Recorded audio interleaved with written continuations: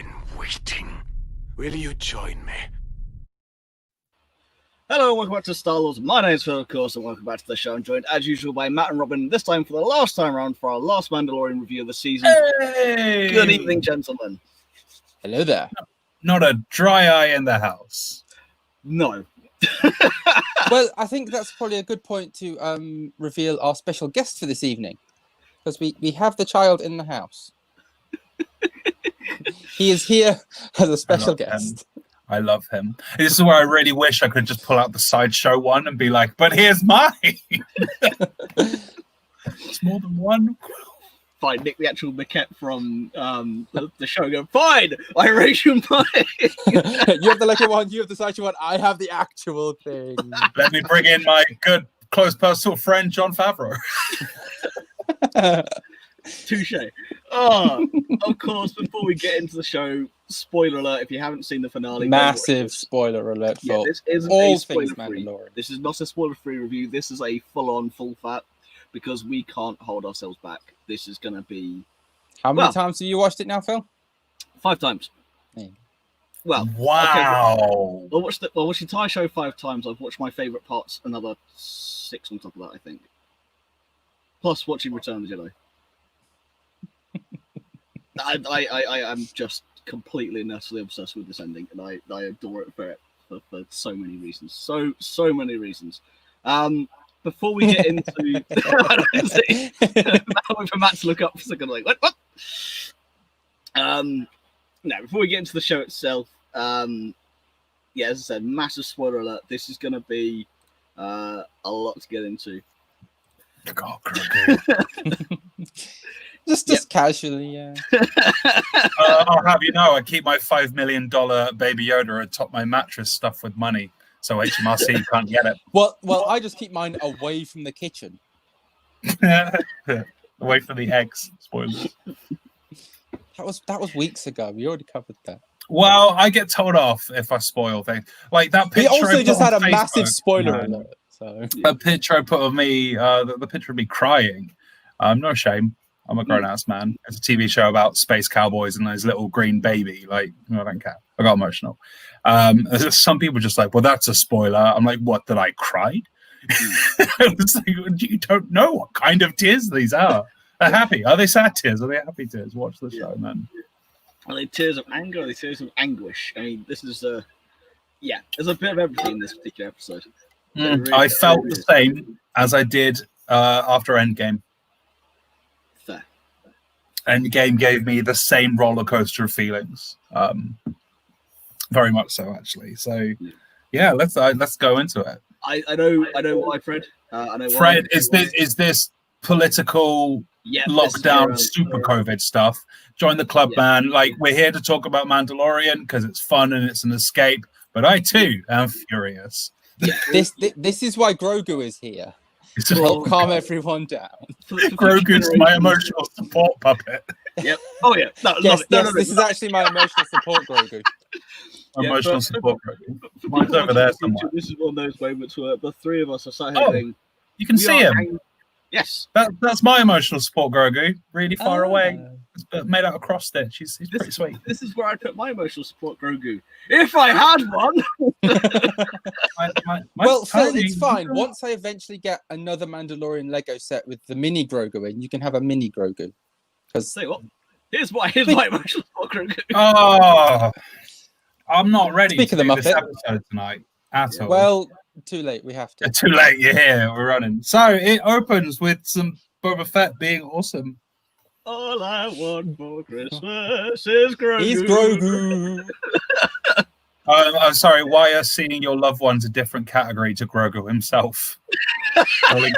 Why is Grogu not one of your loved ones, Lydia? Grogu is more important than your loved ones. That's just how this works. I want to see Grogu and my loved ones. Yeah. So we start with Shuttle Tiberian. It's not Shuttle Tiberian. I wish it was Shuttle Tiberian. Tidarian. This is the point where I just go. It's Tidarian, my bad. I've actually read the comic though, so no excuse for getting that wrong. But yeah, I was quite shocked that it just started with a space chase. I loved it. I'm totally happy with it starting with a space chase. I don't hate it. It was just like they're really just going into this, aren't they? They really couldn't. They This had episode to. had a They lot. had to get into it in Yeah. this episode. But I Um, wasn't really expecting it to just literally start with Slave One chasing down a Lambda shuttle. I loved it, man. I thought Yeah, it was great. Again, we're seeing Boba doing stuff, which is really helpful considering the end. Of the It only took episode. 40 years, but It only took 40 years. I said to Robert, he was in what? He was in the original trilogy for 6 hours and 6 minutes. I wish it was 6 hours.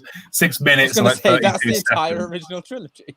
Yeah. What a great time! What a great time we live in. That he's Yeah, getting. he only So needed 5 lines. If one of them was he's going after the Imperial shuttle, isn't he? Because they have a cunning they're plan, but Pershing. Pershing's inside it, being all like, "I'm a cloner." Surprised we didn't see Camino in this season at all. I'm a little surprised, but I think we'll get that later on. I think that'll be probably. I mean, it don't wouldn't know if it surprise will. me. Oh, like the facilities on Camino aren't really there anymore. I reckon the Empire probably like pulled a Mandalore on them and just kind of sacked them. Or it might lead into what we've seen in the trailers of Bad Batch, maybe. We don't know. But I reckon there's not much left of the Camino facilities. So I want to talk about my first big favorite moment from this episode, which is between Kara and The credit sequence. Oh, the pilot. That is it's horrible, and it's one of those, those moments where. Is this why they say the tear for Alderaan is the tattoo? They reveal the meaning of the tattoo. Yeah, which is kind of really cool, but also the whole, so I was on the Death Star. I watched your planet burn. So, well, which one? So, don't play games with me. I'm here. I'm just at this point. He's just trying to wind her up, but it's the way the character. I don't know the name of the Imperial Trooper, but I think he's literally just called Pilot. Yeah, he takes out the other one because he was like, I love how Dr. Mandible. I'm not part of the. Dr. Mandible has this great fleshed out name, but this guy's just Pilot. Dr. Mandible's coming back, everybody. I don't even think the other girl's called Pilot. I But mean, that was I'm surprised he great didn't, comeback. considering this episode was directed by Peyton Reed.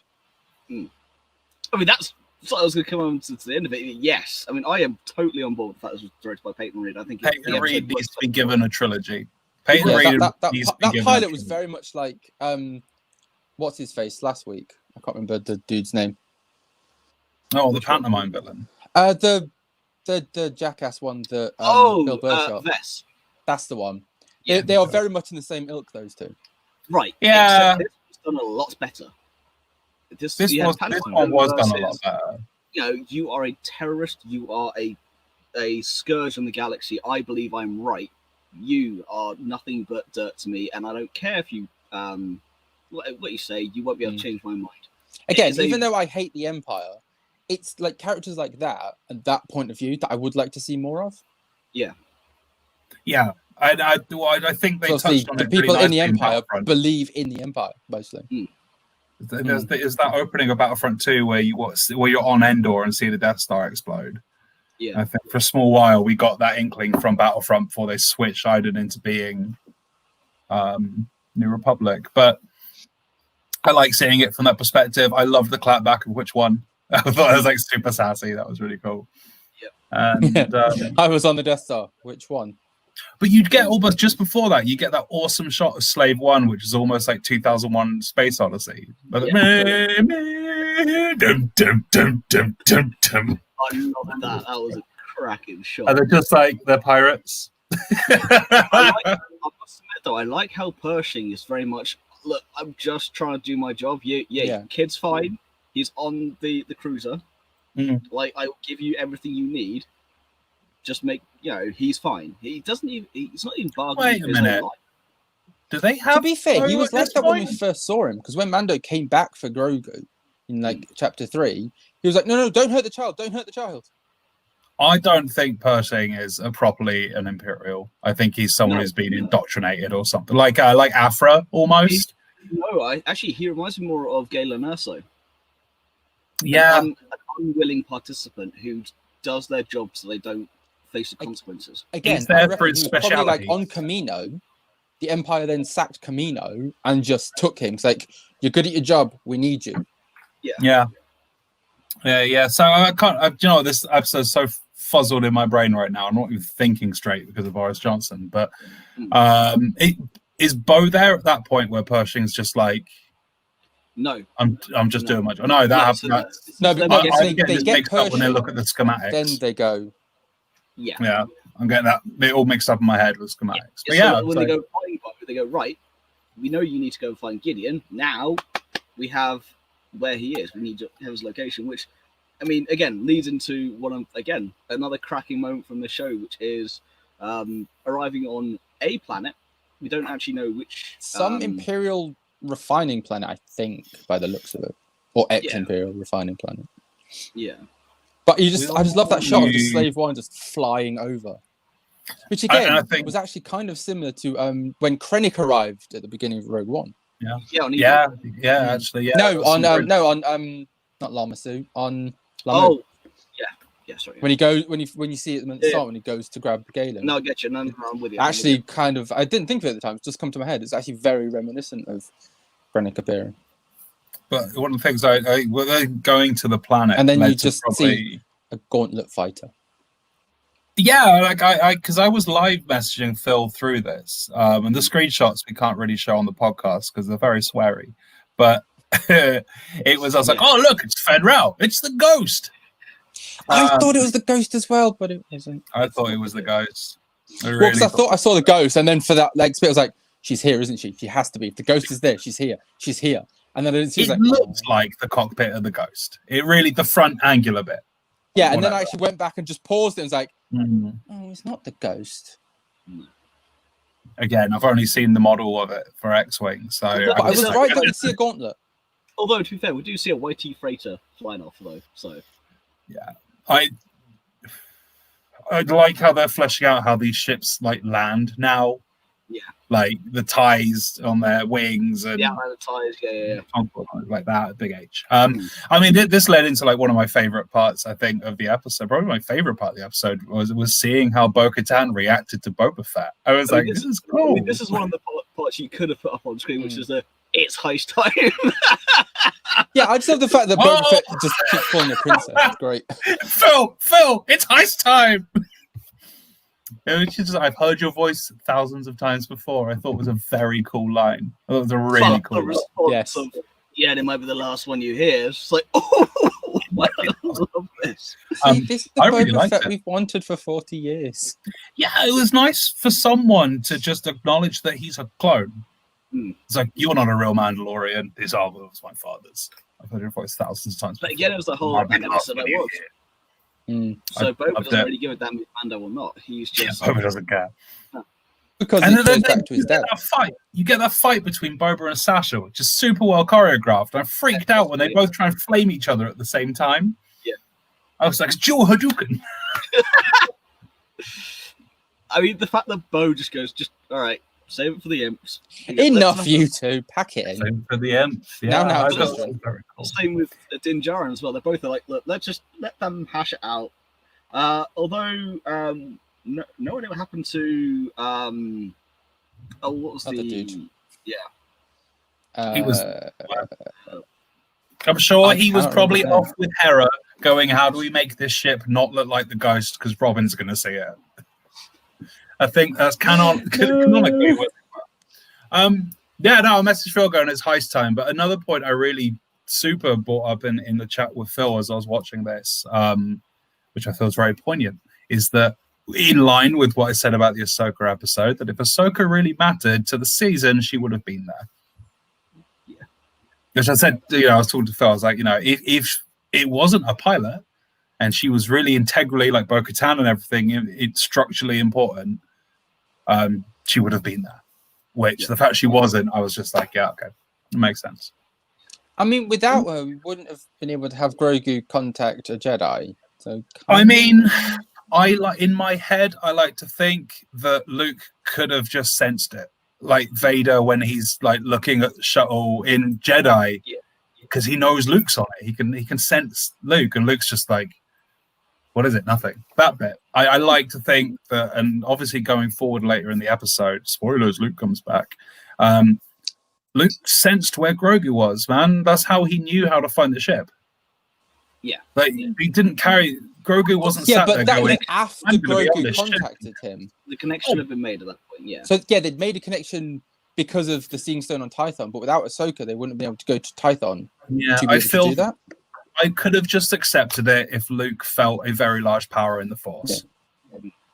If he went, there's something calling out to me, I've got to go see what it is. And I would have just accepted that. Joy. But yeah, that was my only feeling on that bit, was I feel like just that. Like I think they didn't need the Seeing Stone thing. It gave us a great episode, don't get me wrong. It gave me like one of my favorite episodes in the series, but if it had just been like original trilogy, I've sensed a presence I've not felt since. Yeah, something like that. Yeah. Whereas it felt very much the sequel trilogy, like the Rey and Kylo link. Yeah, fair enough. Yo, drop me your phone number so I can WhatsApp you later. Yeah. There you go. Yeah. Oh, sorry, I just got to go FaceTime this girl. Sorry, Exactly. Drop your number, we'll go do it. Hey, it is what it is. Like, you know, anyway. So they carry on space hijinks, which is great. Yeah, and then you have, of course, heist plan, which again is a proper heist plan. Them round the table go, right, we have his location, we have the schematics. Well, how are we going to do this one?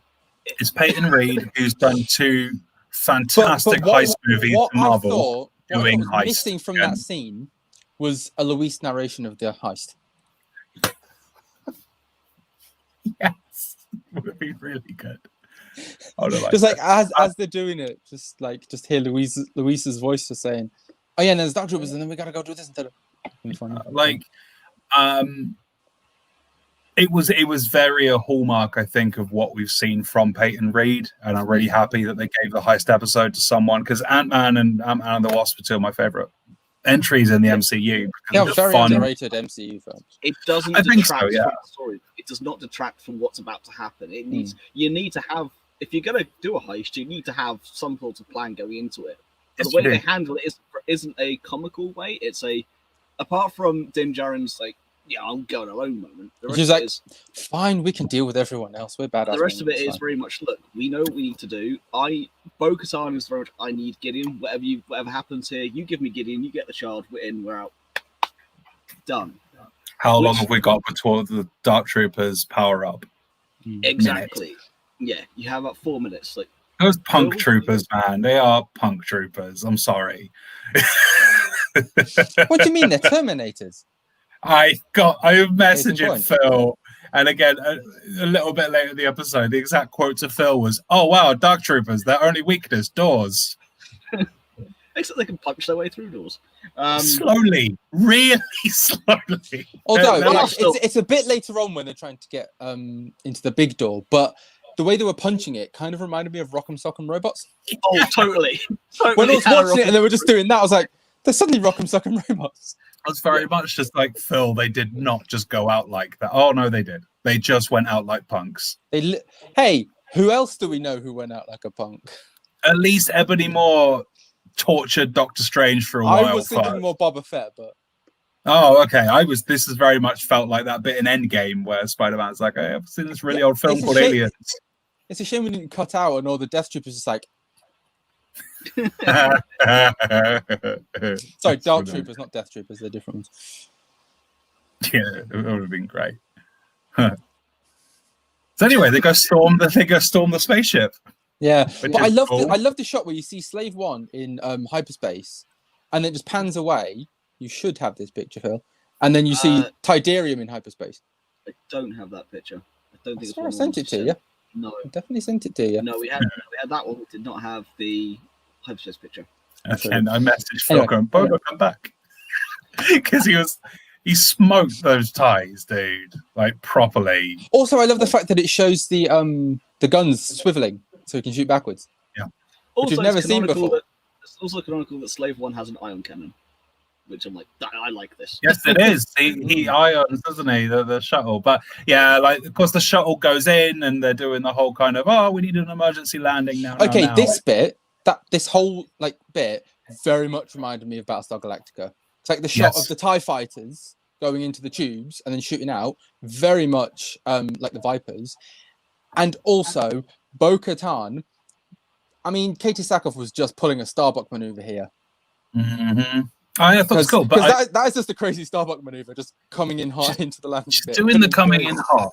But what I loved was Boba playing cat and mouse with the TIE fighters. Like, he was just like, oh, you're going to get me, you're going to get me. And just as they make it into the ship, he's like, okay, cool. Boom. And just right, they got there. I just need to shoot them and then... Boom. Yeah, I was like, Boba smoked those ties. And then it was Boba come back. I was half expecting, though, to have the main fin of the lander shuttle cut the TIE fighter in half. I was expecting some sort of collision. Yeah. Which would have been cool. But then it was very much the... Once you're in, now it's take out the bad guys time. But it was then you saw the stormtrooper saying, you can't be in here, and then just get shot. It was properly all guns blazing. But it annoyed me that everyone else did all the work, and then Mando came out after them all.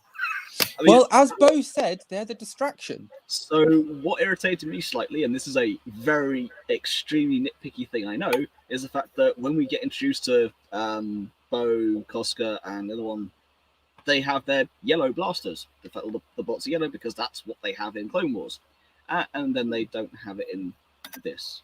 It's a very nitpicky thing. I mean, if you go nitpicky, where the hell was Bo's Gazanti? Well, she may have given it to someone else. Doesn't they should have gotten the fighter now. I wanted my Gazanti full of Mandos. Damn it! You're not getting it. Maybe next season. I was expecting. Although now it might be. Maybe next season it will be a Aquitans full of Mandos. So I think, well, we'll get on that bit, I guess. So they do the storm and shooting thing, and it's a bit of a blur what happens in between, because like when I saw Force Awakens 5 years ago, and Han died. Spoilers, Han died. I fell to the floor in the cinema in a crying mess and couldn't watch that film again for a while. And when I eventually went to watch it, I just got so emotional. I'd missed like the whole third act of that movie. I couldn't remember any of it. And this episode's kind of like this. From the moment I started to get emotional, it's all like a massive blur. And I can only remember the bits I really, really liked. And the rest of it, I was just like... Sorry, did you forget the bit where we just see Fennec and Cara just being awesome? And no, I didn't. I love those things. I love the bit where Fennec, where like there's just like the little hole, and she just like shoots straight through it. And just like Cara's gun jams, and I think I kind of actually, I genuinely thought Republic is this. Cara was going to die because when her when a blaster gun jammed, I thought that was setting up for her to die. But it was just a thing that her gun just got jammed for no real reason, other than they needed a reason for her to just use it as a club to batter stormtroopers to death. Yeah, which was cool. Like, I loved it when she went to go smack the last stormtrooper, and Fennec just shot her, and she just turned around and said, "Thanks." Those two have great chemistry together. That's why I wish her and Fennec were going to be in Rangers in the Republic. This is the thing. Matt actually messaged me. Well, again, this is live messages of watching going. If this is Rangers of the New Republic, I am totally on board with this. Yeah. Me already having seen this again, spoiler up, post credits scene, like, yeah, that'd be awesome. Yeah, that'd be great, but it was more the comment on the chemistry between those two is fantastic, and they've spent so little time on screen together as well. They've really somehow they've established this camaraderie between them both, which is great. I think it's because they're both kind of like women sharpshooters and fighters and stuff that it's just kind of like an instant thing. Maybe. It was very cool. It was very cool. So what happens next? Is this when Mando fights the punk troopers next? Yes, he's going to get them. Yeah. He sees the door start open. He's like, no. Tries to get the thing in, but one of them just holds the doors and manages the convenient example Dark Trooper. just to set up Gideon's line later of, you can see what one of them did. Yes. But we had to see what one of them could do. It was Mando getting spear in tow. Was punched in. Just brutal. See, again, really... I was actually expecting the thing to cave in his helmet, or at least him to have some head trauma. But no, he walked away from it fine. Oh, I love earlier in the episode. It's just completely remembered it now. Someone's just like, Beskar can stop the Darksaber. Oh yeah, nothing can stop the Darksaber. Well, except pure Beskar. Which I'm surprised they didn't just go to the camera and go, wink. Yeah, it was like, well, that was my takeaway from the Ahsoka episode was, can Beskar stop lightsabers? And I just like they kind of address it in this episode, but also don't at the same time. Well, because it's pure Beskar can stop lightsabers. Beskar already knew. Armor. But Apparently. we've known this from episode 1. Yeah, so the Dark Trooper goes pretty mental. He tries to shoot through, and then opens the airlock on them all. And I just, as a message, Phil, they went out like punks. All that build up on how terrifying they are for 3 episodes, and they got sucked out into space. Yeah, but you forget they're Iron Mans and they fly back. I completely forgot that. I just thought it was a really like easy way to be like. It felt very reminiscent almost of in Indiana Jones, where the dude with the sword is going mental when he just shoots him. Yeah, it was like this massive build up. Yeah, but the only reason they did that is because Harrison Ford was ill and couldn't do the fight they had planned. And I think the only film that could ever really pull that off is Indiana Jones. If anyone else tried it, I don't think it wouldn't fly as such. But yeah, it felt very reminiscent of that, being like, we spent a long time building up these guys. We'll show you what one of them can do, but then we need to conveniently get rid of everyone else. Oh, look, there's an airlock. Yeah. Why would you store them near an airlock as well, by the way? That doesn't make any sense. For easy deployment. Yes. I don't know. We never see Gideon's ship land. It's just like a prosperity thing. I have Dark Troopers on board. Very good. Why'd you leave the door on the fridge open? Yeah. So at this point, though, you get the raiding party get to the bridge. We're like, where the hell's Gideon? Opens the cell. Oh, an excellent character. Hello there. Yeah, this scene. I mean, Matt, I'm gonna let you take us through this scene just because, again, going to the live chat of you believed him as we're going through this. I did believe him. I did. So I'm not gonna pretend that I didn't to pretend that, I was like, I saw this coming. I can't pronounce the guy's name, but Robin, that's his name? Giancarlo Esposito. Thank you. Such a good job as Gideon, and I don't like as a general, I guess, rule of thumb, I don't tend to like Imperial characters. And the moment he stood there and he's just like, I knew that Bo-Katan was after me, and I knew you were after the child, and she wouldn't come here, but you would, effectively. Yeah, and he he's has just a line which is just take it as read that I know everything. Yeah, just kind of assume that I know everything. But look, I've got what I want. You take the child. And I was left to feel being like, oh my God, he's not an ass. I was like, he's entirely reasonable. And I really believed it because the delivery we've seen through the whole thing. Gideon stays calm, he stays collected, he never gets bent out of shape. And I genuinely believed it. I was like, you know what? All I wanted was his blood. Take it. Bo-Katan's after me. Effectively, because I don't have beef with you, Mando. I got what I want from the child, have it. And I was just like, oh my God, he's entirely reasonable. And I genuinely believed he was going to be reasonable because the delivery was fantastic. The delivery was on point. I was starting to think maybe he actually is what he says is the truth. And he's just going to walk away. The way I looked at it was, from the way I saw it, was a case of him going, look, yes, I am... I have all this at my disposal, but the Empire is not what it was. Look, I've got what I need. Like, I can't risk losing much more. I'm out. Just, let's just go our separate ways. Until I was like, I saw Mando walk away. No, it's a trap. This is the. Well, I never 100% trusted him, and then as soon as Mando walked towards him and he walked away, I was like, no, he's gonna attack him. That Darksaber's going exactly. It's a trap. Yeah. But yeah, as soon as he started to walk away, I was like, no, he's going to turn around and attack him, and then he did. Yeah, genuinely, I felt like he was being entirely reasonable, and it didn't feel out of place with his character. Like when we see him in season 1 and he lands, and instead of just going gun-ho at everyone, he tries to talk to Mando, and he's just like, you've got something I want.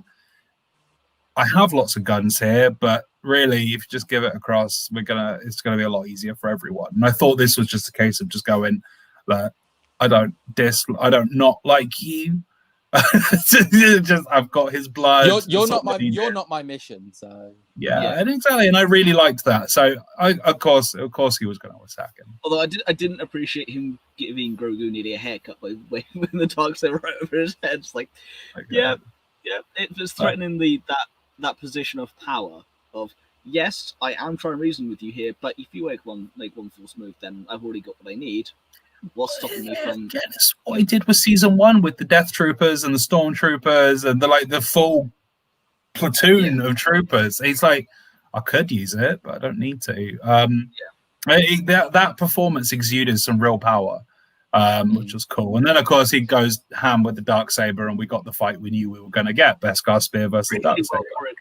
Well, I really enjoyed that. I thought from a visual perspective, it was stunning, predictable.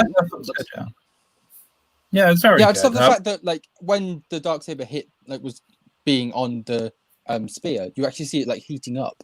Oh, it's glowing red hot. It's like, it wasn't a yes, it's plot up the same point. It's like you know there's reasonable danger behind it. It has to be and because you see it like heating up, I genuinely thought at one point that the spear might break. That's you need that you need that implied. Yes, it can stop it. But for how long? You need that sense of danger for Amanda. You can't have it be. It's what you have with the Magna Guard in episodes 2 and 3. Yes, their weapons, energy weapons can stop their lightsabers. Only 3. But yes, sorry, 3. But you can't. They can't stop it entirely. And also, are there Beskar? No, the energy beams can stop it. The staff bit can get chopped in half, but it's just the got you. Okay, so those still reminds me of my favorite scenes of literally a headless Magna Guard just twirling stuff. And Obi-Wan's just like, shut up, you. The other thing I guess played on from this scene is obviously Mando triumphs over Gideon. I mean, we knew that was coming. It's the story of good versus evil, but it's like his final ace in the hole, which was the Darksaber thing, which I didn't know either. I didn't see it and go, oh, this is what's going to happen. I was like, oh. And it was a really cool visual to see Mando walk onto the bridge with the Darksaber. Yeah, he was just walking in with Grogu like this and the Darksaber in the other hand with Gideon in front of him. It's just like, he's awesome. It is the check and mate moment. Yeah. And hey, Bo, I got your guy for you. And I got my kid back. Not knowing that much about the whole Darksaber thing and everything, I liked that Gideon was just kind of like, she can't take it. She has to prize it from Gideon throughout that was basically just giggling to himself. It was just like, oh, this is going to be good. Which I thought was great. It was so, again, in step. He may have lost that duel, but he didn't lose that duel. He did kind of then become general exposition, though. Yes, he did. A little bit. So it was just like, and here's a brief history of the Darksaber. Yeah. And why Bo-Katan now doesn't. It needed to be in there for those who haven't seen Rebels or Clone Wars. Yeah. For those who haven't seen the history, for those who don't know it, and for those who are wondering why it was so important in season 1. I tell you what I was getting there. So suddenly Gideon was just like, and here's a little story about the Darksaber. But he delivered it well, so it was fine. It did. But on that point, insert gripe number 2. Yes. Which Rob and I will know about, which Matt, This is a gripe we have, and Matt, you have no idea about. I think I read this on like a BuzzFeed article earlier. Is this that Bo-Katan didn't get it through those means? Correct. Well, no, it's because Mando goes to give it to her. It's like, I don't care, you take it. And she refuses to take it. Yet in Rebels, she took it from Sabine. Because Sabine was like, I don't want this. Hey, you have it. And she took it. And that's how she got it in the first place. Because Sabine gave it to her. But now she's suddenly... Yeah, the difference in scenes between that one and this one is in Rebels you have, again, it's the Mando's United. It's a, we all want you to take it. Whereas this is a one-on-one, I've got to win it in a dual moment. It does take away from that. It's a very confused moment as to why she would take it in one instance and not the other. Yeah, it's inconsistent. So it is inconsistent. I'm sure there will be a reason that is said. There will just be. In that moment, it was just a bit... Hang on. I think it also depends on how she lost the Darksaber, because that's a story we don't know. We know how she got it initially. We know why she was gifted it. We also know her connection through Duchess Satine, her sister, through the Clone Wars. We know her connection to both the Darksaber and Mandalore and its throne throughout her history of her character. which again is summarized brilliantly in little moments in The Mandalorian. But we don't know why she refused it this time around, or why she was so adamant of, you're gonna have to prize it from you, and I don't want to do it. I mean, it might have been because Gideon was the one that bested her in that fight in the Purge. Yeah, and it's more of a I just want to, it's like a pride thing, maybe. I without knowing the background to it, I enjoyed that moment because there's so little said, and they really ramped up the tension in it. Like the look on Bo's face, you can just tell from her eyes, she's like, I don't want to do this. And without seeing Din's face, he's just like, just please. Yeah, he's just like, I don't want it, just take the damn thing. I've got what I wanted. And he's pleading with her, and she's pleading back because they don't want to fight each other, which I thought was brilliant. Sorry, but yeah, I thought it was fantastic. I thought it was a really good moment. It goes back to what you were saying of Moff Gideon losing but not losing, because you sat there going, I'm sat here. You may have bested me in battle, but I'm going to get to see these two Mandalorians try to kill each other. I've lost the battle, but I will probably win the war. Because one of you is going to die. Yeah. One of you. Although I just have to say, the Darksaber is the Elder Wand. Yeah. A little bit, yeah. Yeah, when you said that, I was like, you're right. You are right. And then all of the Dark Troopers come back to the ship because they don't leave the ship fast enough. I get to bring up one of my favorite little points I pointed out. So, symbols on the floor of Moff Gideon's office. Cruiser. His space office. Space office. Totally look like the Darksaber. Totally looks like the Darksaber in terms of the actual hilt side of things. Yeah, it is totally the. I mean, I wouldn't be surprised if, like, since the Purge and he got the Darksaber, that kind of became his personal like symbol, kind of like Thrawn with the Chimera. The Chimera, yeah, for sure. Although to be fair, Thrawn's Star Destroyer with a giant Chimera underneath is one of my favorite ship designs in Star Wars because it's just that unique for the Empire, which doesn't really allow much personalization. That's a big statement. But I mean, the Empire don't like aliens. No, exactly. It's a massive statement in itself. But yeah, so the Dark Troopers then come back. We get our awesome plot point of you suck them out of an airlock, but they are Iron Men at this point. They are beyond. They are the Terminators. Again, actually goes back to the planning phase of the heist, which case of how long can these troopers last for? They are men at the end. They went no. These are the Gen 3. The man was the last weakness that we eliminated. Yeah, I like how they all which is a really cool reference to the old Jedi Outcast games because they were men in suits for the first iteration. There were two generations in those two games. Doesn't make them those particular ones canonical in terms of the actual storyline for the Mandalorian, but what it does bring is those into line with what we now know of these third generation. Also playing back to the Bad Batch, because we do see something similar in the Bad Batch trailer. And again, Rebels. So then you've got Mark 1 and Mark 2 potentially Dark Troopers there. Again, maybe not, because he does mention that they were in suits because they had to get rid of the one thing, the last hurdle, which was the people inside it. So then probably not, or there might be kind of prototype 3s. Yeah, when I saw them fly back into the ship, after thinking they all went out like punks, because I still feel like they all went out like punks. Yeah. I was just the initial thought, which obviously set up the next bit, was I was like, oh, we're gonna see lots of them do something, and I was very excited. I was like, all right, fair enough. I forgot they were robots, and I saw them all fly back in, and was just like, oh, they're gonna do something.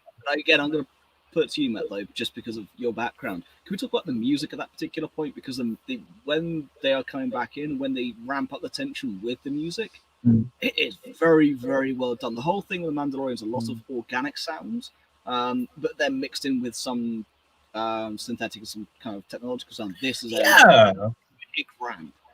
Yeah, it is. And it was, I mean, Star Wars has always been very, very well orchestrated.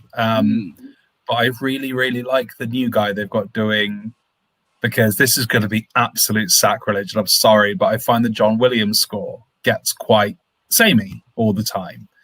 And what's really refreshing about the soundscape of The Mandalorian is the guy they've got doing the music is obviously bringing new ideas. He's bringing in the tropes and the loops from what John Williams did, but he's adding his own stuff. And I'm finding the music of The Mandalorian. This is the guy that did the music for Black Panther as well. So. Is it really? Yeah. I didn't know that. I did not know that. That's super cool. Yeah, Ludwig Göransson did he did the score for Black Panther. Yeah. The score of Black Panther's fantastic. It has very similar notes to that in terms of so again, he uses more African, of course, themed woodwind instruments for his overnotes, and then it's a technological kind of drum bass underneath. Yeah. This has a similar thing with the recorder and everything else over the top with the kind of almost gunmetal metallic. Well, yeah, because like when you first see the Dark Troopers like waking up, the music there, A, is really good, and B, it's very similar to the Terminator. Oh, very similar. But I love that because I think the track's called "The Friend," and it's I think, and it's very similar. Because I saw a video on YouTube where they had them side by side, and it's very Terminator-y, which the Dark Troopers are very Terminator-like. Yeah, it's probably very. Yeah, because when Mando's like flaming it, and you put the picture up, which is now my desktop, my phone background, cause just seeing the thing on fire, just still coming at him. When I first saw it, I was like, yeah, that one. It's like, this is so Terminator. It's great. Yeah. Oh, yeah. Which, I mean, it probably is where they pulled the ideas from as well. Oh, absolutely. It was like, right, let's just have Terminators, but in space. Yeah. And then of course, we get to the, all right, yeah. And then you make them rock and sock and robots. Yeah, there's like, yeah, you saw one of them to do. You got a pretty but then you have like a fairly famous Star Wars line: "Close the blast doors." Yeah, yeah, close the blast doors. They're coming towards us slowly. What I liked about when they were marching, like just before they got to the door, you see them marching, and then only their top halves rotate, and then their legs rotate after them, just to like it's like a small thing you can miss, but it's like just to show these really are droids. Yeah. Like you just have them walking, just the top half turn, and then the bottom half, and then they just carry on marching to the door. Very similar to when the elves turn up at Helm's Deep in Lord of the Rings: The Two Towers, and they do the head turn and the full turn together. It's a really good way to show cohesion within a fighting force, and obviously they're droids. Like the doors are the weakness of Dark Troopers. They can do everything except open doors. It's like stairs and Daleks. They need to get through that. Hey, Daleks don't have a problem with stairs. No, not anymore. But the trope with Daleks isn't it? Really.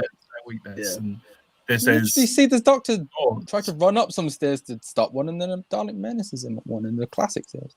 But that's different. It was the seventh Doctor between the first Doctor and the Chase. Come on, there's a big ass period in between. Like, stairs are just the weakness. But it's a trope. I'm not saying it's right. It's a complete trope, yeah. But they nearly get through that door, to be fair. But still, it takes them all, like, they seem to have struggled as much with the blast door as they did the first door. I mean, it's probably because they were, I don't know. They're pressurized programmed to take their time. Pressurized bulkheads. It's that you have to take their time. Yeah, if things happen. Well, it's probably because they were programmed to think, well, these are indestructible killing machines. They don't need to take their time. Or the horror monster trope, so they can take their time. And imagine swooping into a battlefield and be like, deploy the Dark Troopers. We can't. Why? They've decided to take a tea break. They've got time. It's great. They don't need a tea break. They just slowly start to walk to the deployment area. What a fundamental flaw in an army of robots. And so what else have you learned? You've seen the B1s, right? Yeah. So you put a weak spot in the Death Star. What about your next project? These droids like to take their time. They're indestructible. It's fine. They're indestructible. They'll just get there very slowly. Yep. Oh well, that's. They're indestructible as no one's got a spear or a lightsaber. It's could you have not given them wheels? Hey, we gave them jet boosters in their feet. What more do you want, sir? I knew they had a preset kill limit, so what I did was send it wave after wave of my own men. Like, I would just love if that was like a throwaway line, which is just like, oh, Galen Houslow's done it again. It's like, we're sorry, sir. This is what happens when you get secondhand Rock'em Sock'em robots. Can you please stop letting Mads Mikkelsen design tech for the Empire? Look what happens. Yep. Oh, so good. It's helpful for the good guys. We have the rubber lights surrounded. Wait, they're building doors. We're screwed. Yeah. Oh, not more doors. That's the one but thing. it's just the fact that they're just doing it like they are basically just rock'em sock'em robots in that moment, trying to punch deploy the carpenters. Yeah, the radioactive man. The goggles. Deploy the do garrison. nothing. It's Dark Trooper, sir. Oh, never mind then. Start What deploying I do them like, though, in a is week's the time. line from Giancarlo Esposito of, you have a pretty impressive fire team. You see what one can do. At the end of the day, there's only going to be you're all going to be dead except me and the child. You're done. Just you're gonna have keeping. fun. He was still super composed in that moment because with the whole Darksaber thing and now this, he's just like, I didn't win the battle, but I'm gonna win the war. What? And he has such great patience, Moff Gideon, and I really enjoy that in that character. Yep. Throughout this scene, I was generally expecting, because they kept like cutting back to Bo and Kara by the window. I was just expecting one of them to just kind of come up and then smash the window. Yeah, I've got to admit, I think Gideon reminds me a lot of Tarkin. Yes. Yes. Very Tarkin. Sorry, I've just seen John's comment. John's comment. Maybe. Who's to say? The great Jedi Jim Morrison died during Order 66. That's why the Dark Troopers came afterwards. Speaking of Jedi, no, he didn't die in 66. That would be too weird. Yes. No, I don't know. But speaking of Jedi, yeah. So we see one lone X-wing. Just Gideon and Tarkin. Yeah, just Gideon and Tarkin. I just want to just touch on that quick because Gideon's composure reminds me of Tarkin, who's obviously the one other Moff we've seen. Yes. Yeah. The one Moff that was named, really. The only other Grand Moff as well. But they exude this air of calm and control and command over a situation. It reminds me very much of the evacuate in a moment of triumph. I think you overestimated their chances. Yeah, or even when they 5 test minutes later, he's been blown to pieces. And he's like, yes, that's very good. This is my project now. Yeah, I'm taking over. That's a hi from the traffic lights. If you have hello, Dave. Okay, Phil.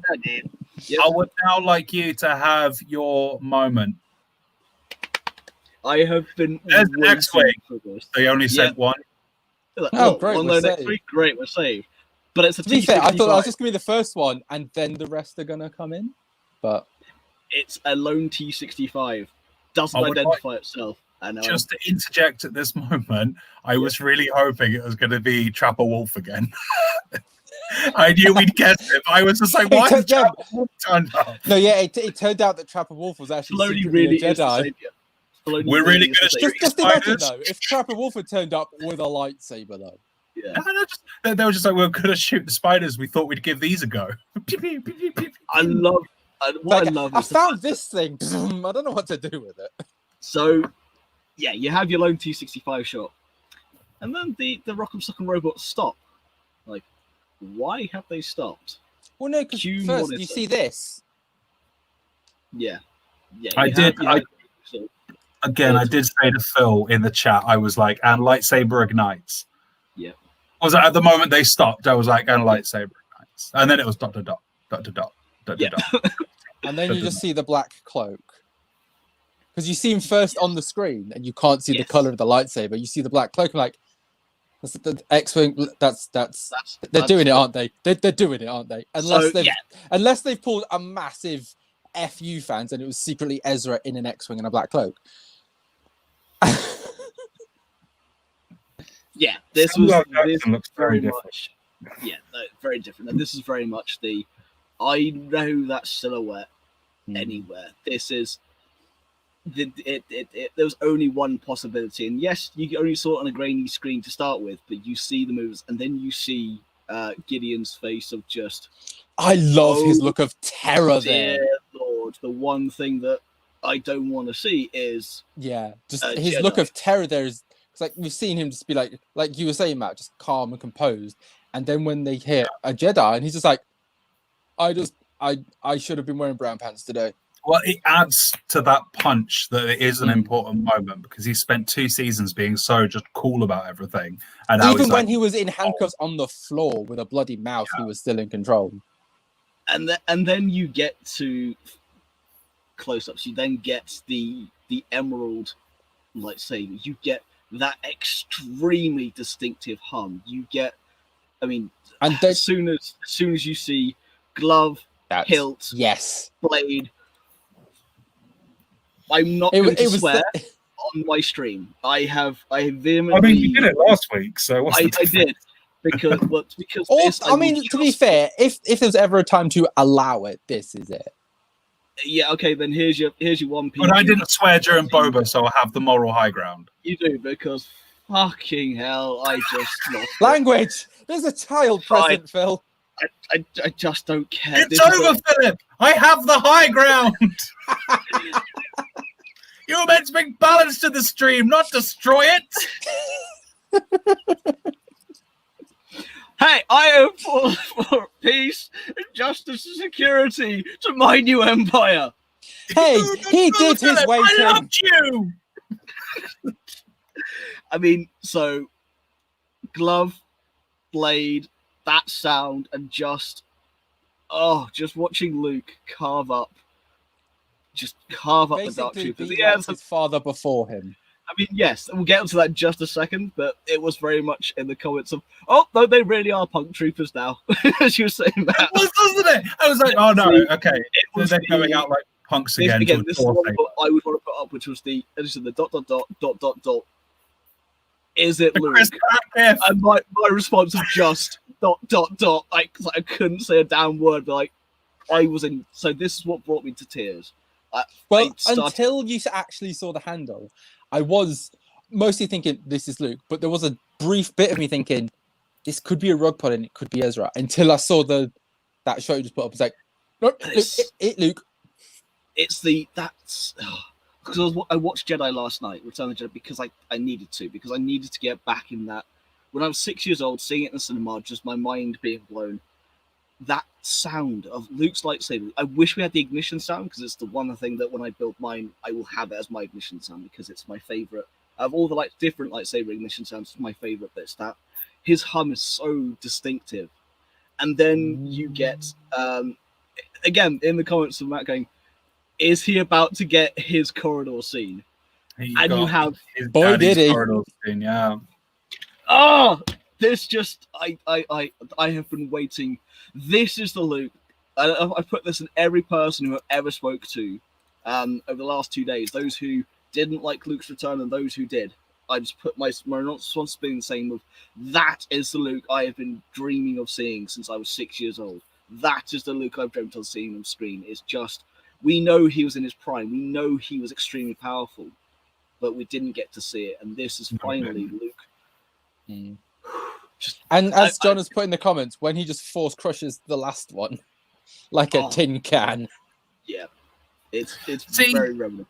I've always said to Phil, I've never really cared much for Luke during A New Hope and Empire, because to me, during those two, it's got a bad motivator and all this, and it wasn't going to Taji Station to pick up some and it wasn't until Return of the Jedi that I was like, oh, I like this character now. He's come into his prime. So seeing a continuation of the era of Luke, I actually really enjoy. Was much like you, Phil. I was like, oh, okay, this is cool. This is the kind of same vibe we got when he turned up at Jabba's palace. It's that very dignified, actual Jedi Knight thing. Oh, I know. What a tenuous thing. But I did like there was so many parallels to the Vader corridor scene from Rogue One. Yeah. Like in Rogue One, one of my favorite bits that Vader does is when he lifts the guy onto the ceiling and then walks past and slices him. Luke does a similar thing when he throws the crate at one and pins it there, and then as he walks past, just slices it. That's early, but what I did love is him throwing the helmet of one into the face of the other. Just the casual eye, just going through it. Vader, Maul, and Luke star the new Star Wars series corridors. With Charlie Cox playing a Jedi as well. You can't not have Daredevil in that. Yeah, for sure. I liked it. Luke did it. It was nice that if you look at the disparity between the Vader corridor and the Luke corridor, which sound like medical terms, which is kind of horrible. I'm sorry, sir, but you have Luke corridor. Luke had a lot. He was very calm in that. I never got a sense of calm from Vader in that scene. No, I always Vader's not calm. He's just full of hate. That's kind of Vader's whole thing. it's a massive thing. Just I think a point to the choreography between the two that Luke is his movements are very purposeful, and I really appreciate that they probably put in the distinction with the choreography to make it different, to stop but it also feeling they like are also doing it for two different reasons. Agreed. Because obviously Luke's doing it. He just needs to get rid of these droids to get to our boy. Whereas Vader, he's trying to instill fear in those people. It's hate and anger versus calm and present. It's Jedi versus Sith. The choreography really showed that. It did. Yeah. It really did. I'm a big fan of like fight choreography. I love all the stuff they did for Lord of the Rings, and I think this is some of the best choreography I've seen from Star Wars in a very long time. Before we get to the emotional impact of what happens, then do cut back into the bridge where we had to see Moff Gideon hide a blaster he has found. At this point, he knows his time's up. He knows that he is screwed. So he goes to his blaster. He tries to take out Bo-Katan, who I did think he actually succeeded because we didn't see her actually get up. We just saw her at the end. Then goes after the kid. You have Mando jumping in front of him to save him. I can't quite do it, but I'm trying to. Always love you. To be fair, when he did that, I genuinely thought there was going to be a moment where you think, "Oh, everything's fine," and it turned out one of them got through. I did briefly think for a moment that I was not expecting this episode to go the way that it did. And then you have... especially then after he's done that, and then he goes to kill himself. Yeah, that was cool. That was dark. And then was it Cara that knocked the blaster out of his hand? Yes, because she knocks it out with one and then just uppercuts him with the second. Yeah, she's like, no, mate, you are not getting out of it that easily. But we're really getting a sense from the Empire that they're desperate, because you get the guy in the other episode who bites on the electronic, basically cyanide pill. Yeah, and then you get Gideon's turning on himself. The last couple of Imperial officers we've seen talk to Gideon has basically told them, "You failed, kill yourself." And then to see him actually do it as well. It's the Empire of old. It's not that we have an endless supply of troopers. We're not the all-powerful empires. We are running. We are the remnant. Of that empire. Then you have the emotional impact of the episode. Now you have because open the door, let him in. Because are you crazy? Like, that's a Jedi. He's just like, we're letting him in. And then he just pulls back the hood. I genuinely thought it was Sebastian Stan. First, I thought it was for a little while as well. Now, I didn't. The one cool thing is when you have Luke step up and you have him take the hood off. Took up music earlier. You have the Binary Sunset play as he's revealing himself. And I was already crying at this point. I just decided bawling even more because that piece of music has always hit me emotionally. That one scene. I think I'm one of the only people on the planet not to cry at Luke. That's weird because the one that always gets me is the Leia theme, the Hana Leia one, where you get that da-na-na-na-na, when that. Just side fact. We're going to talk about me crying a lot now anyway. When that turned up in the Rise of Skywalker trailer, I'm tearing up now talking about it. I'm really sorry, guys. But when that came up in Rise of Skywalker, just after the line, no one's ever really gone. Yeah, no. I'm okay. No one's truly gone. And then you got the Leia swell. My God, that tore me apart every time. Oh, you have no heart. Yeah. For me, when you have the Binary Sunset, which always hits me emotionally, of Luke on Tatooine looking out, going, one day I'm going to get out of here. One day I'll make something of myself. That entire scene of, I know I'm better. I'm destined for. I've got to be. There's always something out there. That whole downtrodden. I mean, this thing. So going back to it, my whole connection with Luke is, it's the underdog that comes good. It's why I love Spider-Man. It's that downtrodden, bullied, or whatever. That typical Skywalker luck. Yeah, there's a human emotion of feeling completely and utterly out of it, but having that determination to go on. I'm not going to go into my own personal history, but it's something I've related to my entire life. So when you have that moment is so powerful. I've always welled up at that music, but that when he does pull the hood back, and it is young Luke. Yes, now it is Mark Hamill. CG though, the de-aging was terrible.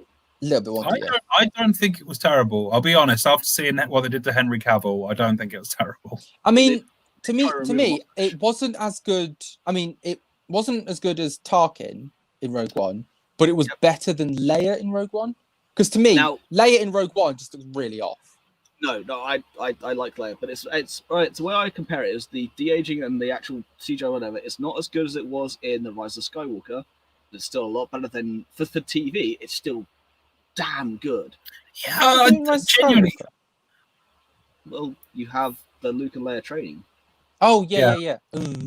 I think to be fair though, that was only a brief bit that was in really low lighting, so it's kind of different to this. But a lot of people have kind of said that they didn't like the CG, and like when he first took the hood down, I even said to you, Phil, I was like, "Is that actually Sebastian Stan?" Because I really thought, again, it was a rumor that started leaking out, and I was just like, "Is this?" It's never been an actual rumor. It's just been a lot of fan wishing. But Rosario never been considered rumor, but it wasn't, and I'm so glad. I'm so glad that this did not get spoiled. I don't have a problem with the CG. I thought the CG was perfectly fine. I looked at it and I went, "It's Luke Skywalker." Like, I mean, in my head, it's like, this is Luke Skywalker, but there's another part of me who's like, CG's a bit dodgy, but the Star Wars fan in me was like, shut up, it's Luke Skywalker, go away, it's Luke. Man, and when R2 came rolling in. We'll get to R2 in a second, but the dialogue, because you're then jumping over the entire dialogue between Grogu, Luke, and Mando. Oh, yeah. And I was crying too much at this point. I knew what was going to happen. This is the bit where I started crying. As soon as Luke started talking, though, and it is Mark Hamill again. Like I just started crying more because they have done this properly. This is not only the Luke I've always wanted to see; it's Mark Hamill. It is. Yeah. Did you see although after, I was about to say that. Yeah, after the episode, it's like, anyone seen anything good on TV lately? I saw that, and then I saw the comments, which is everyone attacking him politically. I'm like, cool, leave the man alone for his beliefs. Sod off. Skywalker. But in the same vein, Phil, everyone's attacking Cara Gina Carrera for hers, so no one should be exempt, like whether they're in the right, in the wrong, whatever. We don't care about the politics; we care about the characters. No, of course we don't. I think it's 6 1/2 dozen the other, isn't it? If Gina Carrera's getting it, the fact that Hamill's getting it as well is kind of agreed. But I did love that. I've never seen anything good on TV lately. It was just like. Because that's just Mark Hamill. That's why I love following him on Twitter. This is the moment I started to bawl my eyes out because it suddenly dawned on me that I knew what was going to happen. So I just knew. I was like, "Oh God." I mean, there was still part of me that thought I might be right and that he wouldn't. But it still looks like Sebastian Stan. That's why people wanted Sebastian Stan to play Luke, because he looks like a young Mark Hamill. You just pulled up that screenshot, and then my head went, "Oh, Sebastian Stan." That's the reason there's all this fan wishing, because he looks so much like him as a young guy. Anyway, the heartbreaking moment that Grogu gets handed over to Luke. See, just looking at that picture, I'm going to start crying again. The correlation between Return of the Jedi and the end of this is just it's on another level. This is the writing. This is what we need in Star Wars. Yeah, but it's just that bit where like Grogu's just there, and Mando's like he doesn't want to go, and Luke just turns and says he wants your permission, and then he just goes to him and just has that moment, and Grogu's just like reaching out to him, and Din just goes, and he. I'm gonna start crying. He wants to stroking the helmet as well. With the little he's just like, if I'm gonna go, I want to see your face, Dad. And he just takes his helmet off, and he looks at him with his own eyes, and I'm gonna start crying again. Let me look upon you with my own eyes. Yeah. And it's just that moment of Grogu just going, "That's what my dad looks like." He puts him down, looks up to Luke, looks down, and then he's just like hugging his leg, like it's like. But it's fine. He sent him off to boarding school. He'll see him again. Well, I mean, because he does that and he says, "I'll see you again." In this moment, man, like even Mando was crying, so it's okay. Oh yeah, he had tears in his eyes. Yeah. He had tears in his eyes, and I was like, "Yo, you're freaking Din Djarin, and you're crying." Like, I too am shedding tears. And then the happy beeps. I love that R2 turned up, man. That made me really happy. R2. I just like how he waited because he was like, "Well, I just need to wait for Luke to go slaughter all these." I could just imagine R2 going through, going, "God, it's like being in the Clone Wars again. All these battle droids around me." This is my favorite R2 moment in a long time because, well, apart from the really cool scene in The Last Jedi of, well, that's not fair, of where he's playing with the Cliff of Leia, that's R2 is screwed. He gets absolutely shafted in the sequel trilogy, and I hate that because R2's just so integral. Hey, be thankful we actually got him in The Last Jedi, because that was Rian Johnson saying, no, you need to have R2 there because it wouldn't work with BB-8. Yeah. I love that not only have we had R5 turn up in The Mandalorian now, we've had our and boy EV9 and EV99. Yeah. Voiced by Mark. So I love that R2 rolled in. So I'm already weeping my eyes out. I was like, oh, it's R2D2. The fact that R2 and Grogu, though, recognize each other. Yeah. Because you forget that, oh, yes, Grogu is a child. He's also 50 years old. He was and as we found out, he was at the temple. So there was like, does R2 and... Yes. But if R2 and Grogu know each other, surely that means Anakin knows Grogu. Yeah, maybe. But then wouldn't it make more sense if Anakin knew Grogu that Ahsoka would know him? Maybe. Well, I should no. No, it makes sense that they know each other. I'll be honest, I did not expect at all. And you can go back through previous episodes of Star Wars where I've said it's not going to happen. It's too marketable for Disney. It's making too much money. I did not expect Grogu to go. Well, my prediction was half correct. I wasn't prepared for it, which is probably what upset me even more. I didn't see it coming. I didn't see it happening, but I guess it leaves season 3 open to tell a new story, like maybe the liberation of Mandalore. Maybe we might see Grogu again, or does Grogu suffer the fate that he's going to get butchered by Kylo Ren? Let me just let you guys back in the room for one brief second. Remember, though, this is the Mandalorian. This isn't the Grogu show. Yeah, absolutely. This is the point that people. Shocked Grogu's like, wait, what? It's not. No, it's not the Grogu show. It never has been. It's always been intended to be the Mandalorian. It's that again. It comes down to the whole bit with Pedro Pascal. How much of that rumor was actually true? See, considering the season, and they probably had this figured out before this, I don't think that was true. No, I don't know, man. Because he had a problem with taking his helmet off. Yet there's twice this season, which I never said this on the show, but I always did think he was going to take his helmet off in this episode after last week's episode. But he's taken it off twice now, and because this season is kind of like there's been a through point of him learning that he doesn't need to keep the bucket on all the time. He can take it off, and it will be fine. Which is why I think we finally get that. Will take us into more of a Mandalorian society and Mandalore and whatnot. Although I want Grogu to be around for longer. Yeah. Well, like I said, I was half right in my thoughts because I genuinely thought this season was going to end with the Mandalorian not having Grogu with him. Thought for a different reason, but I was expecting this episode to end on a cliffhanger, and the fact that it didn't feels very final. Like, do we actually? And this is my initial thought, especially with the end credit scene. Do we actually have confirmation that Mandalorian's getting a season 3? Yeah. So that is absolutely confirmed. Coming December 21. So this is why this felt very final. It did. So this is the thing that going forward to the end credit scene is why I know some people, and I know this, we've talked about in our chat, but actually I thought about it. I don't think it's going to be a separate series. I think it's going to be season 3 because they announced it at the investor day was. Mandalorian season 3 is coming December 21. They didn't announce a Boba Fett series. No. This, although the Book of Boba Fett, it's the Mandalorian doesn't necessarily have to revolve around Din Djarin. Awful name for a series, by the way. I hate it. Well, the Book of Boba Fett. I hate it. I think it's awful. We don't know what this is called. The first 2 series of Mandalorian, we don't know what it's called. No, but the Book of Boba Fett. It's called the Mandalorian. It could have just been called Fett. Yeah. Like the Book of Boba Fett is just like the Book of Eli, the Book of Life. Although, to be fair, on that point, how cool has it been for Mando to be calling Boba Fett just Fett for the last 2 episodes? Yeah, I like it, man. So, I mean, The end credit. I loved the end credits because I told everyone that I know about the end credit scene because I saw it. I was literally up at well, I actually didn't sleep the entire night. It's not the point. But I was up with my laptop on at 8 and watched the episode, and I was going when I got towards the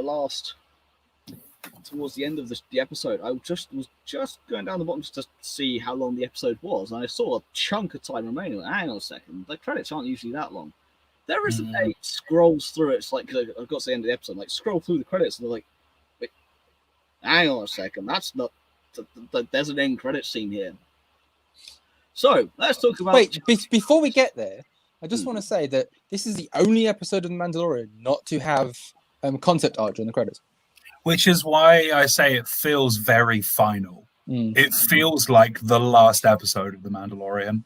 Because we've gone episode 1, he gets the baby. These are the journeys. He gives the baby across the Jedi. He fulfills the one thing he's been set out to do throughout 2 seasons. His story is complete, yes. Din Djarin's story is over, and this episode feels incredibly final. Like there's no cliffhanger. There's no anything. So, Din Djarin's arc has finished. Okay, so here's my question. Before we get into what the actual end credit scene was, we've had the story of Din Djarin. We're now about to have the story of Boba Fett. Do we then think they're setting up to go, here's the story of Bo-Katan, here's the story of The Mandalorian isn't a show about one person. Here is the story of Mandalorians over the period of X amount of time. No, I think it's going to be this is Mandalorian society after Return of the Jedi. Yeah. Well, I mean, especially in this episode, we have it set up with Bo-Katan wanting to go liberate Mandalore, and she even says to Mando, like earlier in the episode, maybe you should, after all this is over, you can come help me. It's like, sure, as long as I get the kid, I'll do whatever you want. Because we don't know who the Mandalorian is. That's it. Not necessarily Din Djarin. He's a Mandalorian. At the end of it, the Mandalorian will be whoever sits on the throne of Mandalore. Very possibly. And I'd love the armorer to come back. Where's she? We were talking about this, weren't we? She was great. Yeah, I'm going to say it here now, at the end of season 2, that I think the Mandalorian will end on that the titular character will end up being whoever sits on the throne of Mandalore. That will be... Which will be the armorer. No, it's going to be Bran Stark. Oh, no, let's not. I think so. Shall we? Let's get into... I mean, again, I know I keep throwing it to you, Matt, but however, I've known you for... I've had my moment with Luke, and this is my dream come true. Matt, I'm going to give you... Mine. Okay, so end credit pan to the twin sons, and I genuinely thought we were following Luke back to Tatooine. After he takes Grogu away, and you see Tatooine is obviously really synonymous with Luke. So I was like, I was expecting there to be a caption underneath saying, "Meanwhile on Tatooine." Yeah, I thought he was going to be going back to Tatooine. And just earlier on in the episode, I messaged Phil going, Boba, come back. And then we saw Jabba's palace, and I was like, oh, Jabba's palace. This is... Because I thought maybe after the skiff and the barge goes, that the first stage of Luke's Jedi Academy would have been Jabba's palace. You know, he took it over. It's a big, roomy area. There's a pit to train people in. I mean, to be fair, it is an old monastery. Yeah, exactly. So I was initially thinking we were just going to see Luke's academy, and Grogu was going to go beat some Jedi. You would have preferred to see that? Well, I think it would have been really cool. Anakin hated sand. There's no safer place from the spirit of Vader than Tatooine. And then I loved seeing Bib Fortuna got fat. And it's what happens though, because a lot of people have been saying the same thing about Boba. This is what happens when you. This is what happens when you survive the attack on sail barge. You put on weight. At a particular point, the amount of fat shaming, body shaming, the amount of fat he's got is ridiculous, and I cannot stand it. Oh, I don't care. I just love it. It seems to be whoever sits in Jabba's throne develops an extra chin. Yeah. The healing properties towards Tamora Morrison is just unwarranted. Man, I wreck you if you understand. It doesn't bother me. I just the comment about Bib Fortuna was because Bib became Bob. He was Bob. But also, what I like is the fact he said those Krispy Kremes. Yep. Yeah. So obviously, Boba. You see the silhouette. You see people start getting picked off. around him and like the retinue, and he still saw like Gamorrean guards and stuff, which I thought was really cool. But they were chunky Gamorrean guards, not like at the start of the series where they were fighting ones. Yeah, but these are the guards. These are the guards in the palace, not actual fighters. So yeah, which I thought was awesome. And then you see the Telltale. Is it Fennec walks down the stairs? Yeah, because Fennec comes in first. Yeah, so and then there was a moment where she walked over to him, and she was like, "Fennec, you shouldn't be standing there. That's bad." And then I remembered, she nails the chain. She shoots everyone else, but nails the chain on the Twi'lek. Yeah, because you see her the dancing girl, and she's just like, "No," and Fennec's like, "Yeah, you can go for it. You're fine." Oh, sorry, that really hurt. But she's kind of does that. It's like off you go. And then you see the Telltale silhouette come down the stairs, and Bub Fortuna, as I'm going to call him now, is very much like, "Oh, Boba Fett." Boba, I thought you were dead.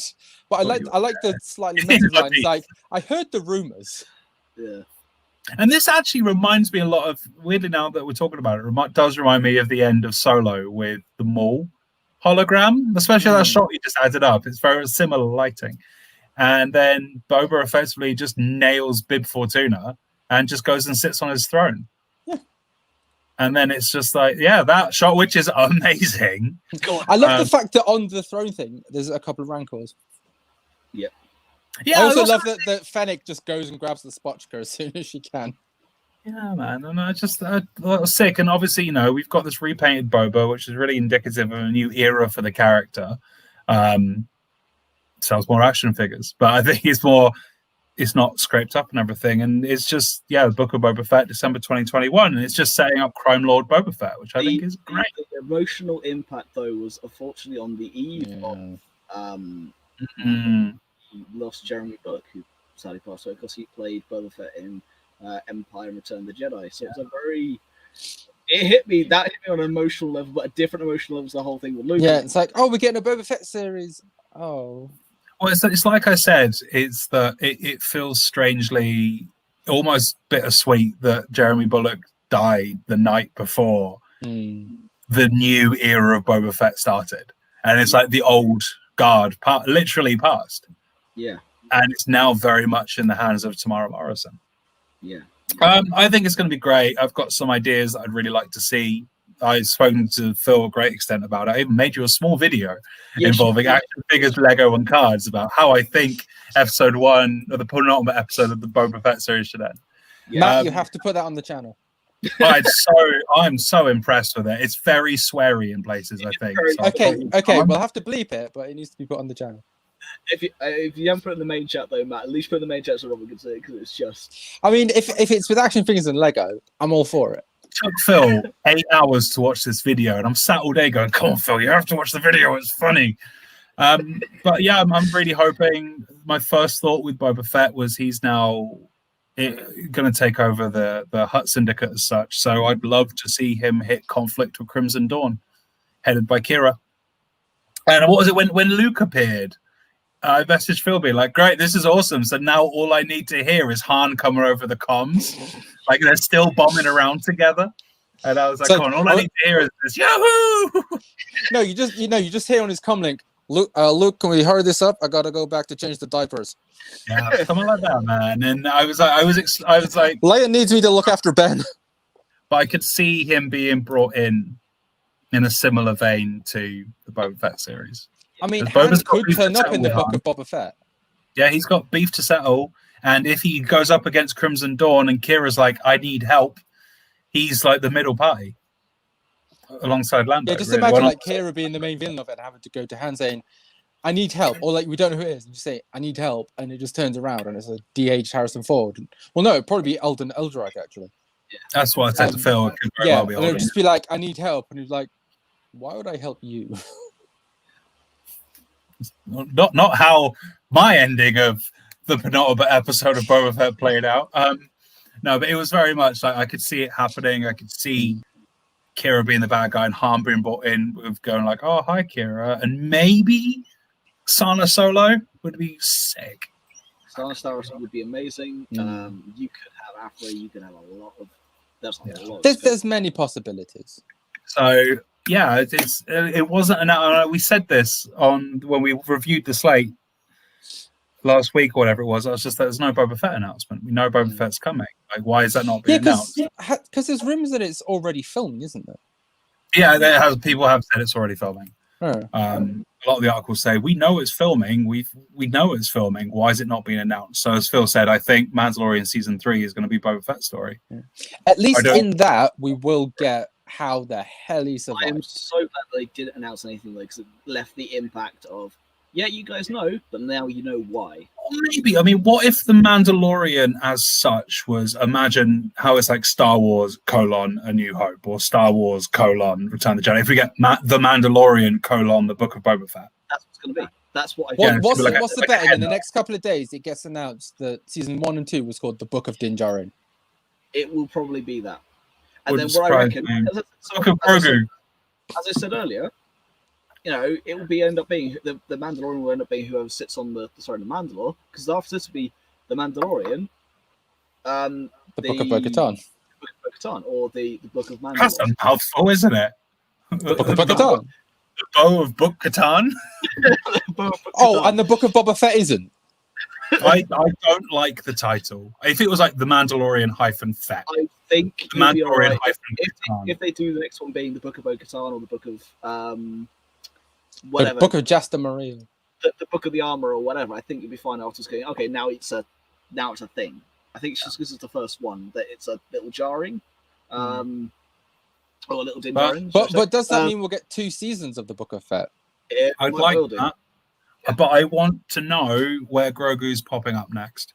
Here. Exclusively. He's literally popping up here. I don't want him to pop up for at least a full season. I reckon. Season. No, not even in the TV. I'm on about movies. I reckon we're going to get a novels, audiobook. I reckon we're going to get a comic with Luke. Yeah. Because we know, or potentially we could actually get a comic series of his time in the temple. Yeah. And maybe in the comic, that's how we find out who saved him from the temple and what was going on between then and when we see him in chapter 1. Because the merchandising around that character is mental, and if they don't continue, I don't know what you're talking about. I was about to say we're not going to see a Build-A-Bear Boba Fett, but I have one, so that's. I was going to say they already did that. I was like, we won't see a Build-A-Bear Boba Fett. I was like, oh, I have one. Whoops. At least this is not a Book of Build-A-Bear Boba Fett. That's even more. The Book of Build-A-Bear Boba Fett. Welcome to Build-A-Bear in your Book of Boba Fett. But I really... now when you go to Build-A-Bear to get a Boba Fett, they give you a book. Oh, my head. I think they've got to keep the iron hot with the merchandising and the popularity of the character, because they are going to lose a lot of fans. A lot of the fans who were on board for Baby Yoda will go, oh, there's no Baby Yoda anymore. But let's face it, they've been pumping out Boba Fett merchandise for 40 years without him doing much. Oh yeah, but I think they more will so do the same for Grogu. I'm in Facebook groups like Baby Yoda posting and stuff, and people go mental for Baby Yoda. And I think but now the Boba Fett fans get there. I mean, maybe now that's why season 2 of Mandalorian is going to be Boba Fett. It's like, Grogu's not in it, but you got Boba Fett. But Grogu's like printing money. But I mean, you got to understand the amount of new fans that have come on board because of Baby Yoda. My ex-girlfriend didn't like Star Wars when we first met. I was like, these are my Star Wars tattoos. She was like, I hate Star Wars. I watched the first episode of The Mandalorian without her, and I went, you got to give it a go. It's a really good series. For New Year's last year. New Year's, yeah, you were there. And it was just like, you've got to give it a go. It's a really good series. You're going to love it. And it wasn't until she saw Baby Yoda that she was like, oh my God, I love it. And then she's proceeded to watch every episode with me. And so that's a gateway to fans. But these aren't fans of Star Wars. These are fans of Baby Yoda. Yeah. There's not the fan. I'm not bored of this at all, honestly. I know. I loved it too. Every time I see it, I was like, I mean, I would have done it last week's episode, but he wasn't in it, so I couldn't. And I felt I had to this week. Because he was here. There's much more. Grogu. Yeah. I will admit, once I built it, I did spend a couple of minutes doing that. Got a bit of string round the arm that doesn't move to make him turn. You'd be like, Grogu. No, I was literally just doing this. Grogu. That's what I did when I built the thing. 5 hours later.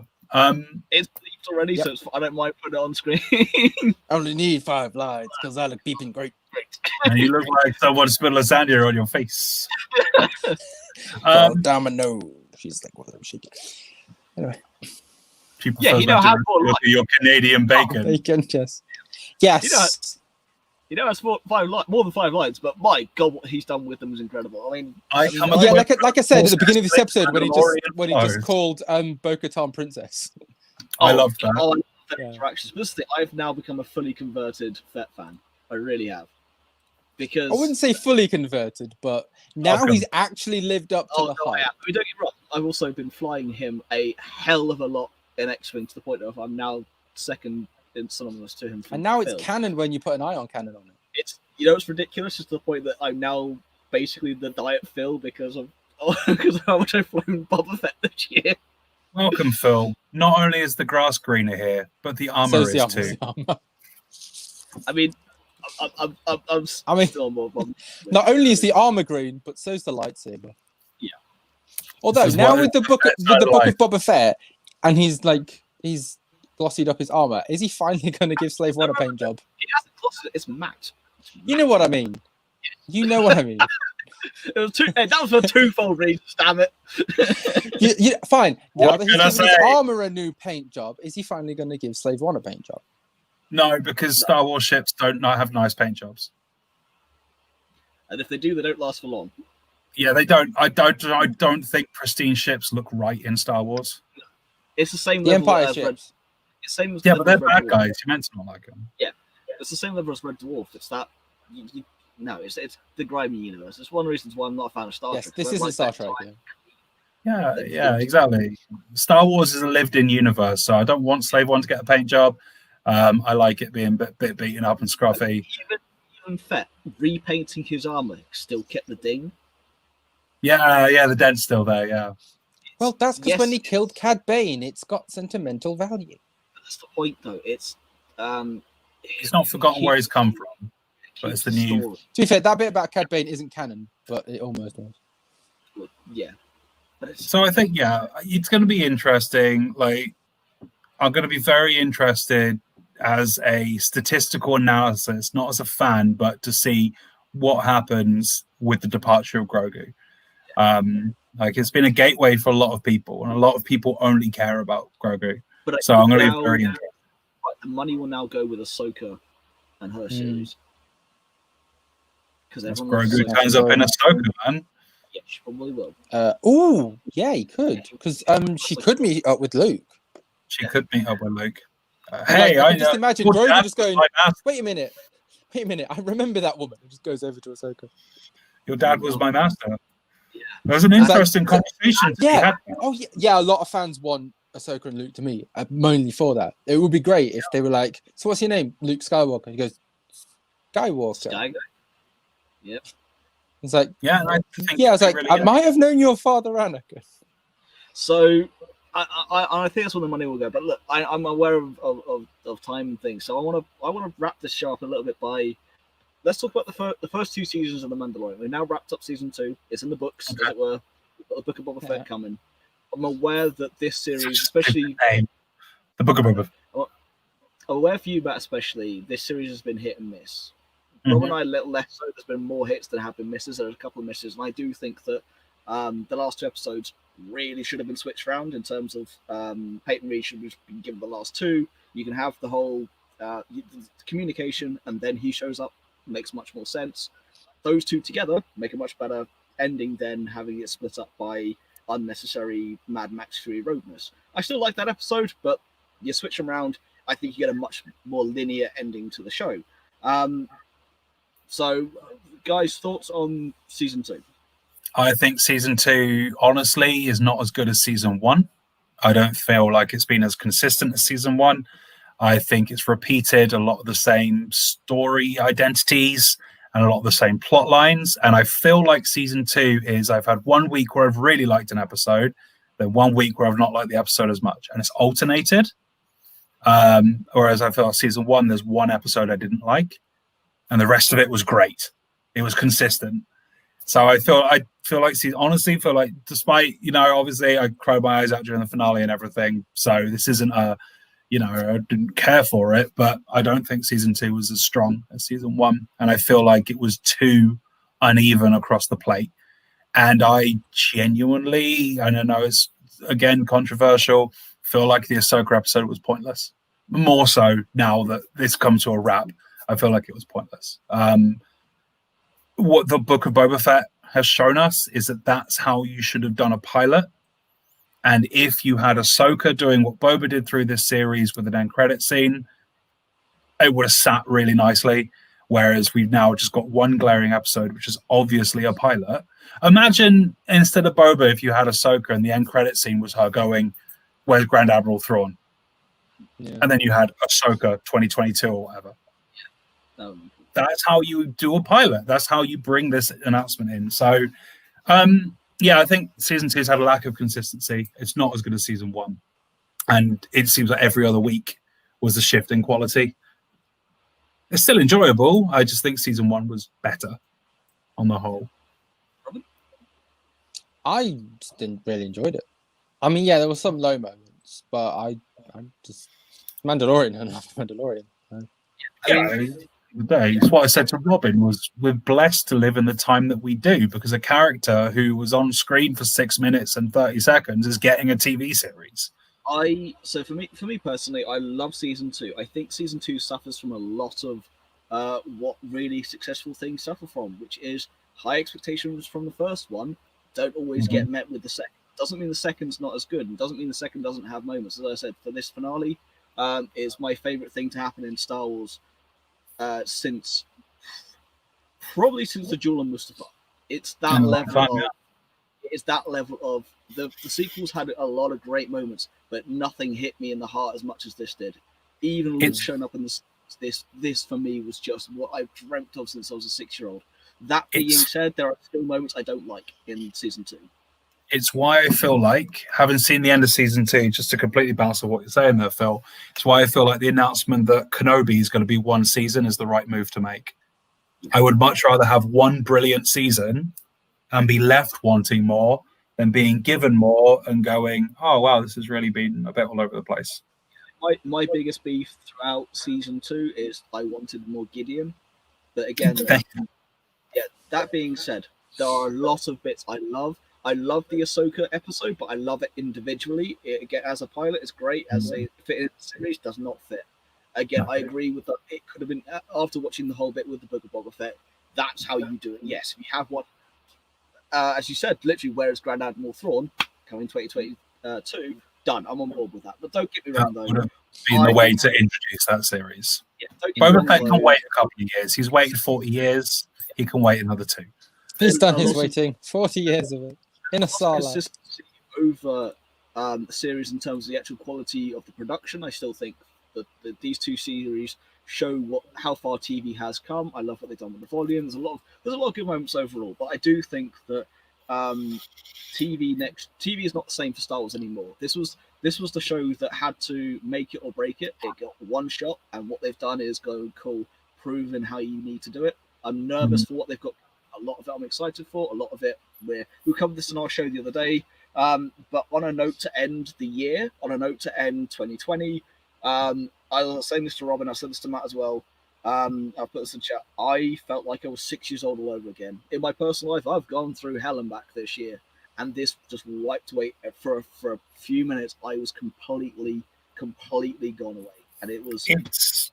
What I've seen from an awful lot of people online is I put up the picture I sent to you guys of me with tears in my eyes as my Facebook status, and it was just spoiler-free Mandalorian review. And I've genuinely seen that from 90% of people I know. Yeah. That was the general reaction, was not a dry eye in the house. And I think it was really interesting to see a bunch of grown men going, I broke. Like Luke, and it's so to bring back, and I've spoken about it when I said I felt the same way during Endgame. When the portals open in Endgame behind Captain America, I start crying because it's the on your left, and T'Challa walks out, and then everything happens, and that's an overwhelming happiness of this is what I love, and this is akin to Luke. This is an overwhelming, this is what I love, this is what I care about, and it's being delivered to me to this Bixby switched on. It's being delivered to me in this great orchestral swell, and everyone I thought was dead is back. So that's how I felt with Luke. When you have I Believe in versus the Binary Sunset, it's that same amount of emotion. Yeah. And then you have the Grogu being given away was very much akin to the no, I am Iron Man. Yep. And then the death of Tony Stark. Which is how I felt during that. I felt this great swell of excitement and happiness, and I felt a massive, massive swell of this person I care about is gone. We've had 2 seasons of Grogu where literally the internet has adopted him, and then we've had 10 years of Tony Stark, and that thing I love is gone. And then you have the aftershock, which is akin to the funeral scene at the end of Endgame, which is still very sad. And that's why I think the emotional peaks in this episode chime in with 3000 and May the Force be with you from Luke. Yes. But this is what I mean. I think the emotional ties all click in. Even like Endgame Thor getting the hammer and being like, I'm still worthy.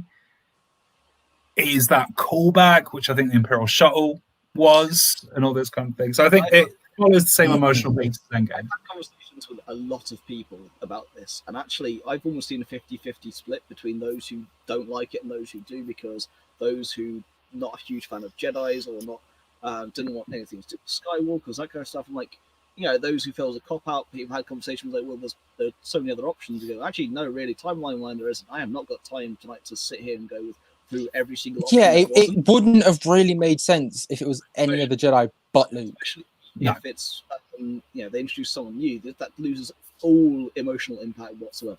So that, yeah, it would have been like with Matt with the Soap, like, okay, who's this? What I've said to people on that one is, I 100% respect your views. I 100% respect your opinions and your reaction to the show. I'm not going to detract from how you feel, but at the same token, I'm not going to BS you how I feel.